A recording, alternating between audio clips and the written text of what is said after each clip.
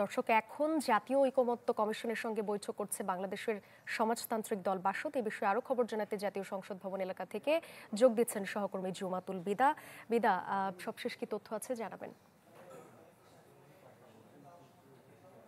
সাদিয়া, বাংলাদেশ সমাজতান্ত্রিক দল মার্ক্সবাদী তাদের যেই বৈঠকের নির্দিষ্ট সময়সীমা ছিল সেটি ইতোমধ্যে শুরু হয়েছে এবং সূচনা বক্তব্যে আলী রিয়াজ তিনি তার বক্তব্য তুলে ধরেছেন। অন্যদিকে এই মার্ক্সবাদী বাংলাদেশের সমাজতান্ত্রিক দলের পক্ষ থেকে তাদের একজন প্রতিনিধি তিনিও তাদের বক্তব্য তুলে ধরেছেন। সুস্পষ্টভাবে জানিয়েছেন বিচার বিভাগ এবং সংবিধান নিয়ে স্প্রেডশিটে তাদের কোনো মন্তব্য দেননি তারা, বরং তারা সুপারিশসমূহ কিংবা তাদের যেই মন্তব্যগুলো সেগুলো লিখিত আকারে দিয়েছে এবং এখন পর্যন্ত আসলে কতটি বিষয়ে তারা একমত জানিয়েছেন, কতটিতে ভিন্ন মত কিংবা দ্বিমত সেটি এখনো জানা যায়নি।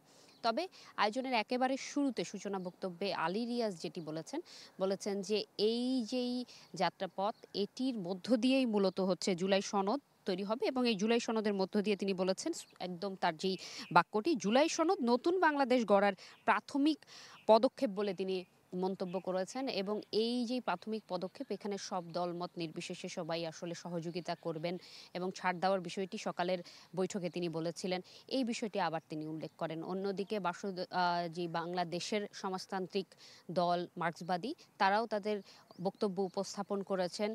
তারা তাদের একটি বিষয় উল্লেখ করেছেন যে বাংলাদেশের ইতিহাস সম্পর্কে সবার ঐক্যমত হয়ে একটি সিদ্ধান্ত নেওয়া উচিত যা পরবর্তীতে বিভিন্ন ধরনের বড় সমস্যার সমাধান করে ফেলবে, এটি তারা বলেছেন। এবং তাদের ভাবনার জায়গাটুকু তুলে ধরে তারা বলেছেন যে প্রতিটি দল যাতে ঐক্যমতে আসতে পারে নীতিগতভাবে সেই আহ্বানটুকু জানিয়েছেন। এই ছিল আমার কাছে আপাতত এখান থেকে সর্বশেষ। বিদা, ধন্যবাদ আপনাকে। জাতীয় সংসদ ভবন এলাকা থেকে যোগ দিয়েছিলেন সহকর্মী জুমাতুল বিদা।